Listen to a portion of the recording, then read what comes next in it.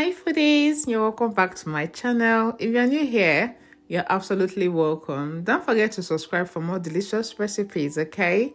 Today, we're making one of my all-time favorites, and that is goat meat pepper soup.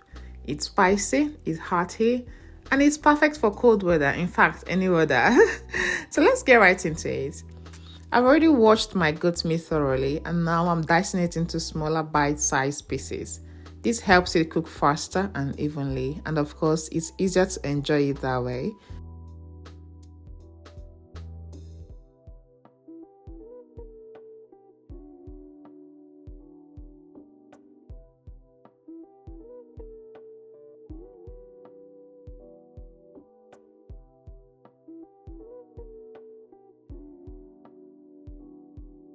Once that's done, I transfer the meat into a clean pot and we are going to start cooking it shortly.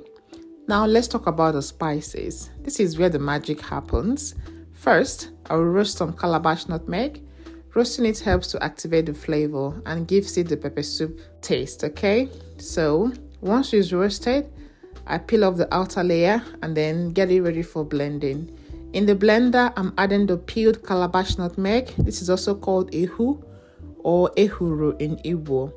Now here is a special ingredient. This is uziza seed and uda. So the uda has a slight bitter taste and I wanted to have that. Just want to have a little bit of a bitter taste to it. And the uziza seed is more like pepper. It's hot but not that hot.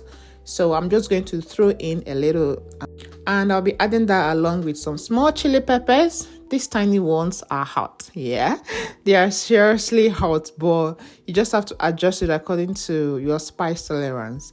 I'm also adding some crayfish for depth of flavor and blend everything together until smooth. Now I'm back to the pot.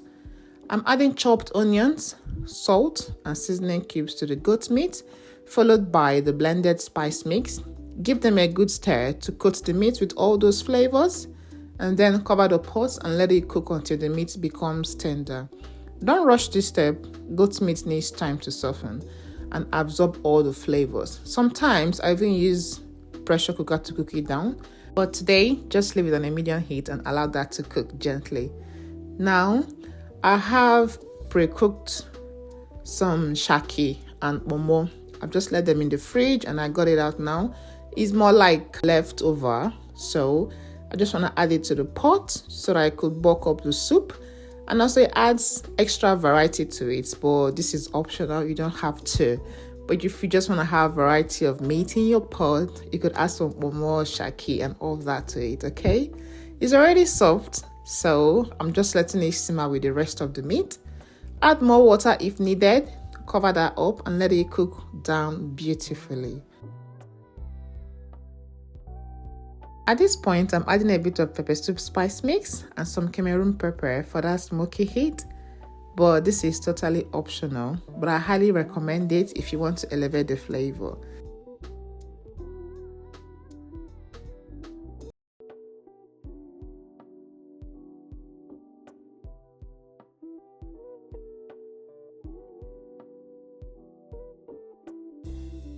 Now here is a twist. I'm adding yam chunks, yeah.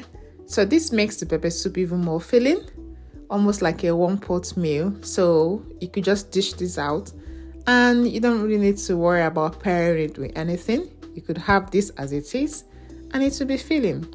So add the yam, pour in some water if needed.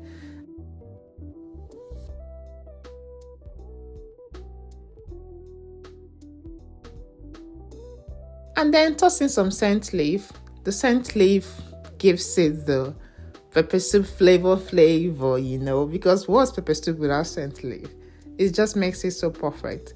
Now uncover that and allow it to cook until the yam is nice and soft, and let the flavors go in and marry everything together. And just like that, the goat meat soup is ready.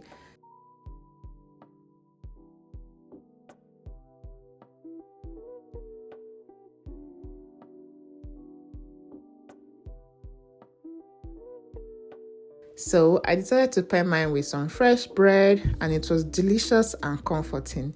The meat was tender, the yam was soft, and the soup was packed with flavor.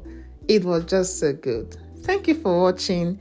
If you enjoyed this recipe, give it a thumbs up and drop a comment below if you have any questions. And don't forget to subscribe for more recipes like this, okay? I've got plenty more coming, and take care. See you in the next video. Bye for now.